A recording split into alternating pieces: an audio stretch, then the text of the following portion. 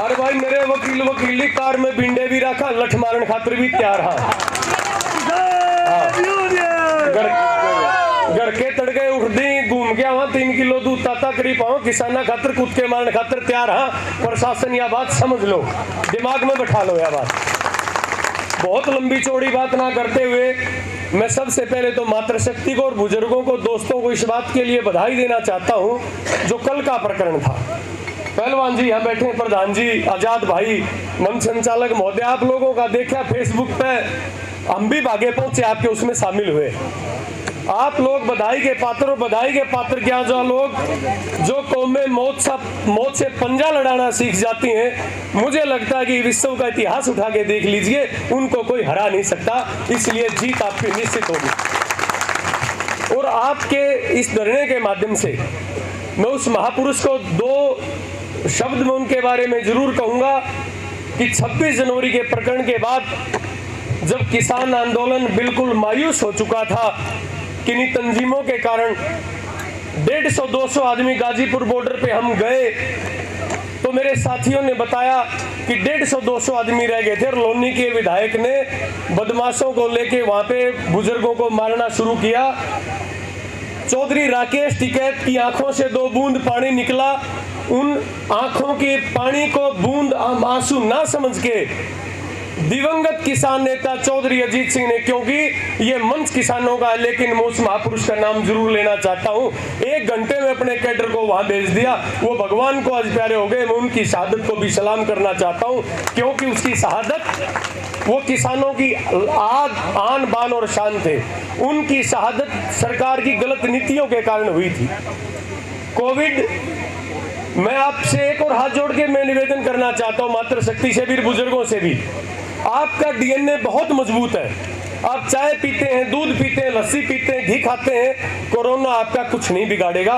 लेकिन बहुत विनम्रता से मैं ये कहना चाहता हूं कि थोड़ा थोड़ा सावधानी भी जरूरी है। आराम से हम आंदोलन भी करेंगे, प्रोटेस्ट भी करेंगे, संघर्ष भी करेंगे, कोई नेता आएगा तो उसकी औकात भी हम दिखाएंगे उसको। लेकिन ये सरकार आपको मारना चाहती है, हमें मरना नहीं है, हमें जीतना है। ये बात आप नोट कर लो। हमारी लाशें इन बॉर्डरों से घर पे नहीं जानी चाहिए। बहुत शहादतें हमारी हो चुकी हैं, अब हम जीत का झंडा लेकर जाएंगे।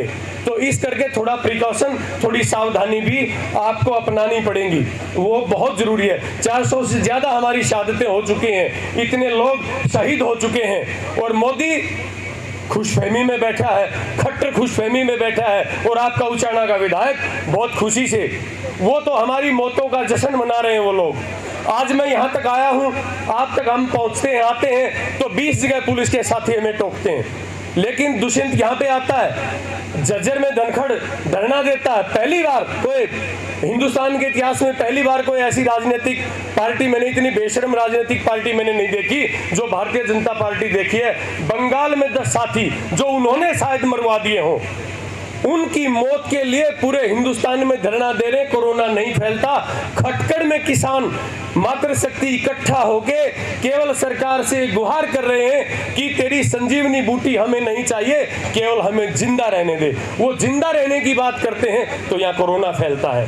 तो वो आपकी मौत पे खुश होंगे, आपको मरने की जरूरत नहीं है, आप जीतेंगे। इसी दिलेरी के साथ, इसी हिम्मत के साथ, इसी हौसले के साथ हम, हिंदुस्तान का जो संविधान है वो बहुत खूबसूरत है, वो हमें जीने की इजाजत देता है, हमें प्रोटेस्ट करने की इजाजत देता है। संविधान की धारा हमें 21 इस बात की इजाजत देती है। अगर कोई पुलिस का भाई भी उस संविधान को अपनी जेब में डालता है तो मैं पुलिस के उन साथियों से भी कहना चाहता हूं कि पुलिस की खिड़की पे, पीसीआर पे जो सेवा सुरक्षा सहयोग है ना, ये ढकोसला हटवा दीजिए और लिखवा दीजिए तुम सुरक्षा के लिए नहीं हो, तुम बीजेपी की दलाली करने के लिए और बीजेपी की चमचागिरी करने के लिए हो। ये राजा रानी के पेट से यहाँ पैदा नहीं होता, वोट के डब्बे से पैदा होता है। और राज बनाने में उचाना के लोगों का भी बहुत बड़ा हाथ है। दुष्यंत जी को ये बात भूलना नहीं चाहिए।